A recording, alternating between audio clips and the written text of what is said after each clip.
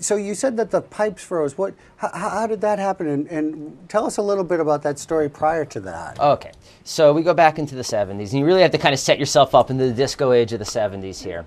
Apparently, the Herbert was renamed by these owners. Do I say the name on camera? Sure. Don and Susie Klein. Yeah. Susie, Siouxsi, I believe is how she actually spelled it. Yeah. And they're the spitting image of the stereotypical, I guess, disco late 70s people. Complete with the fuzzy boots, the cocaine problem, everything. Yeah. They renamed the hotel the Palace in the Wilderness.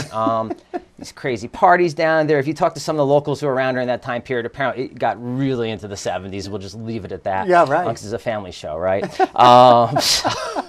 We'll keep it at that.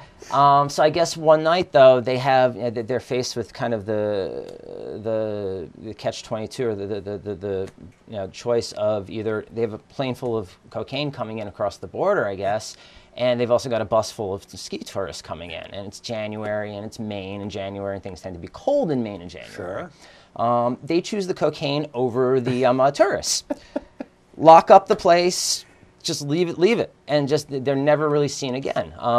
Eventually, the furnace runs out of oil, place freezes up, pipes burst, water all over the place falls into disrepair and into bankruptcy. Wow. And that's when Bud Dick's investors and himself came in and purchased the place, apparently out of bankruptcy, Right. and proceeded over the next 2 decades to really bring it back. Oh, that's great. It's a very interesting history. It's just a fun place to own. It sure is. Yeah. And that's the beauty of it. And like I said, after 10 years, we're still learning things. Yeah. And that's the mystique. And I think a lot of our staff and a lot of our team enjoy working there just because of that. Yeah. It's an essential part of Kingfield too. Being right there in downtown, and a lot of meetings and things happen there. And so tell us about your reservations. You have an online presence as well?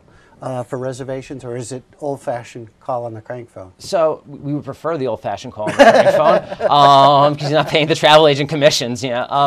We do distribute through the Expedia's partnership, so that's ExpediaHotels.com, Orbitz, Travelocity, as well as through Booking.com and Priceline. Those take between 15 and 20%. So we just went, and it's funny you asked this.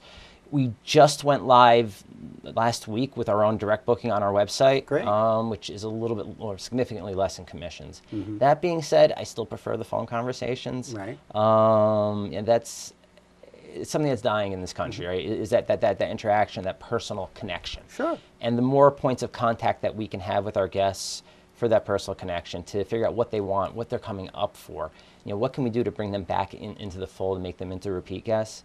That's such an important part of what we do, right. And it's becoming increasingly more important as the world gets more digitized, as the world gets more isolated, right? We're all kind of on our smartphones constantly staring at and not paying attention to those around us.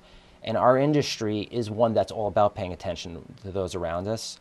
And our niche within the industry, the independent hotel owner, we really have to focus on that. That's going to be our only competitive advantage. It's the hospitality industry. Oh, we got some pictures right there, some nice pictures.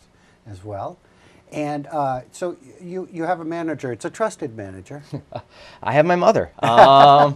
It's a family business. Right now, I'm guessing Mom is probably watching downstairs in the lobby at the Herbert with her grandkids and my wife. She's very nice.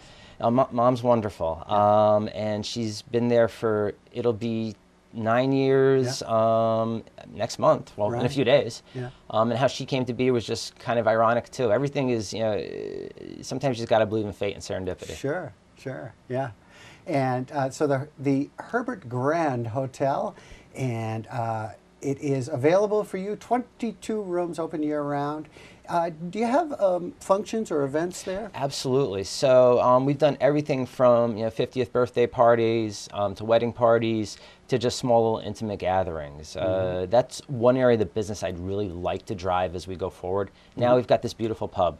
We've got this beautiful lobby. It's such a great backdrop for pictures, for your events. That's an area where if there's anywhere where I think that we can really show growth and that I'd like to start using more is in that concept of function space. Right. We now have such a beautiful facility on that ground level that it's a shame that it kind of only open Friday and Saturdays. So if anybody's looking, give us a call. Oh, that's great. And it's really nice that you have kept the true essence of that hotel, it really is a historic place where you can feel it when you go in, and it's like a little museum. You go kind of walk through, and there's a lot of great things. And having someone there that caring and a voice, as you say, in the hospitality industry, that's great. She gives great information. Oh, she's and we appreciate you coming on, Rob. I know I lied to you a little bit. I said that that the driving was probably going to be just fine, that snow never impedes the roads to Sugarloaf, but just drive slow, all right? I will. At least we have snow with Sugarloaf, right? We'll take that. We love it. Hey, Absolutely. Rob, thanks Greg, for thank being you here. very We much. appreciate Pleasure. it. Glad you could join us here this morning. Great information, a lot of fun.